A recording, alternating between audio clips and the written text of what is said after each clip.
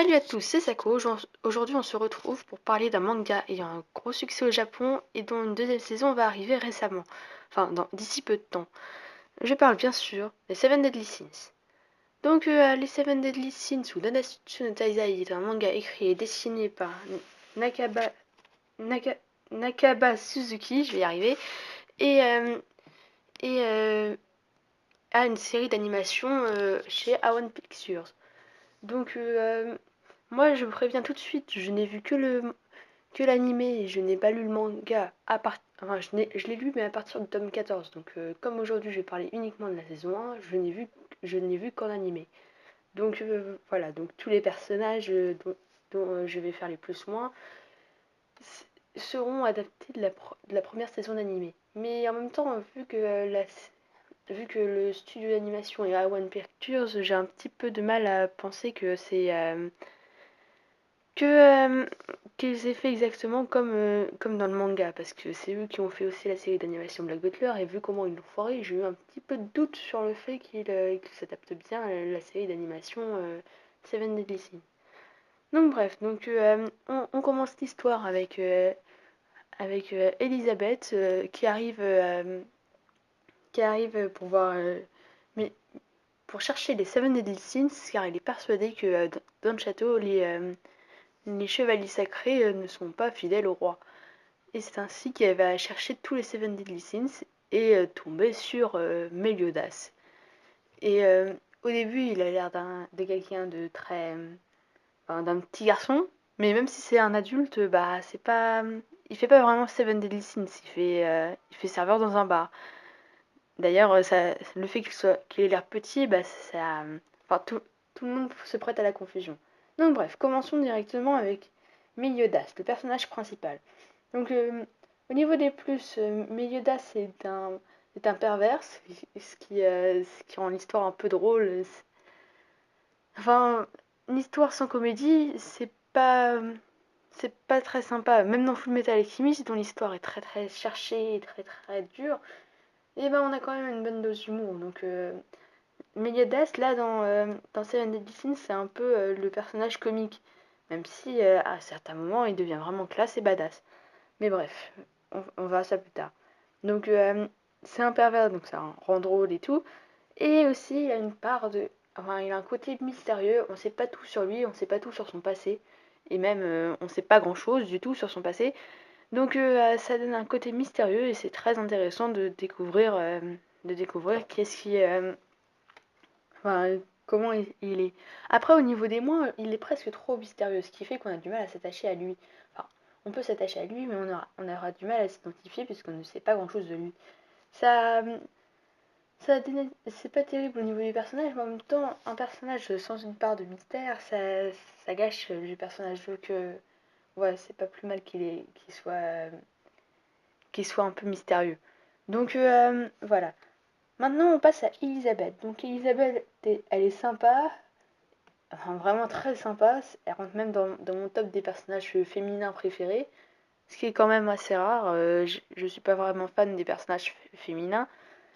Et donc elle est sympa, on s'attache vite à elle, par son passé, et elle, à la fin de la saison 1, on sait vraiment qu'est-ce qu'elle a vécu, on découvre peu à peu qui sont les membres de sa famille et qui elle est vraiment. Et ça, c'est sympa. Après, elle est niaise et naïve, et c'est assez intéressant de voir. En fait, elle se défend pas quand Meliodas, il la pelote et tout. Elle se défend pas du tout, et ça donne un autre côté marrant à la scène, et ça fait qu'on s'attache encore plus à elle. Donc voilà. Après, au niveau des mots, elle est peut-être un petit peu trop plein et tout le monde fait que la défendre, même si elle est brave et vaillante. Faut pas oublier que la plupart du temps, enfin, autant dans les derniers épisodes, elle devient vraiment classe et badass et tout, autant avant, bah, non, elle, elle chiale plus qu'elle est forte. Mais bon, après, c'est un petit point fort du personnage, donc on va pas chipoter. Bon, Diane maintenant. Donc Diane, elle est plus. C'est un vrai cœur d'artichaut. Elle tombe amoureuse du chef, enfin de Meliodas, puis après elle tombe amoureuse de King. Ça se trouve, après elle va tomber amoureuse de Ban. Euh, on voit plus vraiment le bout, elle tombe amoureuse d'un peu de tout le monde. Mais bon, je pense qu'avec King, ça va rester. Même si pour Meliodas, elle est tombée amoureuse très, très fréquemment. Je sais pas, c'est à voir. Après, elle a un passé très intéressant, c'est bien développé, ce qui rend le personnage encore plus intéressant. Donc, et puis après, elle est classe, badass, mais pas pénible pour autant, parce qu'il y a certains personnages féminins, les auteurs veulent faire en sorte qu'elle soit classe et tout, mais en réalité, bah, bof, quoi, c'est pas... Ça fait plus des personnages saoulants que des personnages badass. Mais là, c'est bien réussi et l'effet est bien fait. Bon, après, elle est peut-être un petit peu trop... Au niveau des mots, elle est un peu trop amoureuse de Meliodas et elle fait pas attention à King qui est vraiment... lui est vraiment amoureux d'elle. Et pourtant, ça se voit bien. Mais bon, en même temps, c'est un cliché de shonen. Un personnage est amoureux de l'autre et l'autre personnage ne se rend pas compte. C'est un bon cliché de shonen. Mais après, là où c'est le coup de force, c'est que c'est bien fait. Pour une fois, c'est pas la fille qui attend pendant trois plombs que le héros ne se rende compte qu'il est amoureux d'elle. Enfin, qu'elle est amoureuse de lui. Là, c'est l'inverse. Et c'est plutôt intéressant, c'est pas mal fait. Après, Ban. Donc, Ban est immortel, c'est en classe. Il est badass, c'est classe. Et il a un passé vraiment intéressant. C'est un passé qui a réussi, qui m'a assez ému. Puis, il a des liens avec quasiment tout le monde dans l'équipe.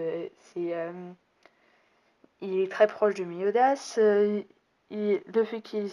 Enfin, par son passé, il a un lien avec King. Et c'est quand même assez intéressant. Ce personnage, il a beau être badass, il est quand même très intéressant. Donc, ça, c'est pour Ban. Après, au niveau des mains, il est un peu sadique sur les bords, mais ça ne gâche rien du personnage. Ça pourrait même faire partie des plus, mais vu, euh, vu comment j'aime les personnages sympas, mignons et tout, on peut comprendre que je suis pas trop fan de du, du sadisme de Ban.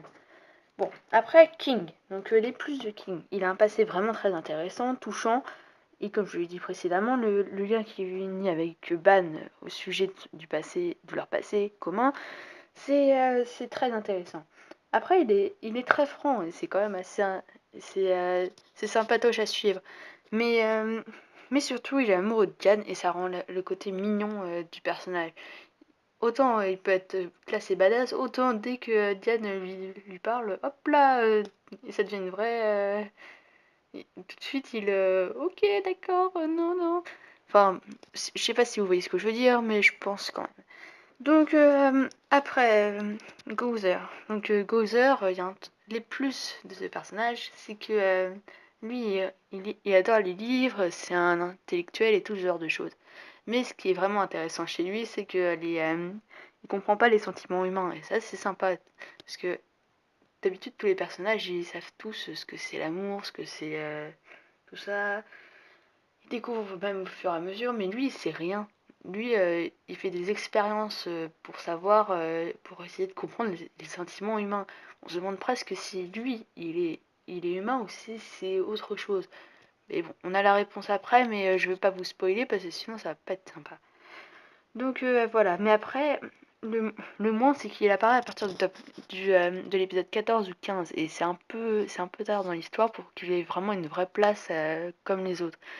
Enfin, vous voyez, dans Gozer, il est presque mis un peu à l'écart parce qu'il est arrivé trop tard.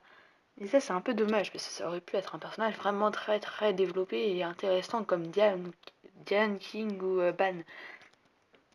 Bon, voilà, c'est tout pour Gozer. Après, Merlin, bah j'en sais rien en fait. Elle a pas grand chose. On la découvre que très tard dans l'intrigue. Et ça, c'est un peu mal fait. Et elle arrive qu'à partir de l'épisode 20-21, je crois. Quelque chose du genre. Mais c'est pas. C'est beaucoup trop tard parce qu'on sait rien d'elle. Là, je fais ma vidéo, j'ai vu les épisodes, tous les épisodes de la saison 1 et j'ai lu les deux tomes après. Et comme j'ai dit que je m'intéresserais qu'à la saison 1, dans la saison 1, on sait pas grand chose d'elle. Elle arrive, elle fait trois épisodes, on apprend que c'est une petite sorcière et hop là, on sait plus rien. C'est assez mal introduit, c'est pas mal, enfin assez mal fait. Bref. Donc pour conclure, donc le point fort de Seven Deadly Sins, c'est que tous ces personnages sont très intéressants.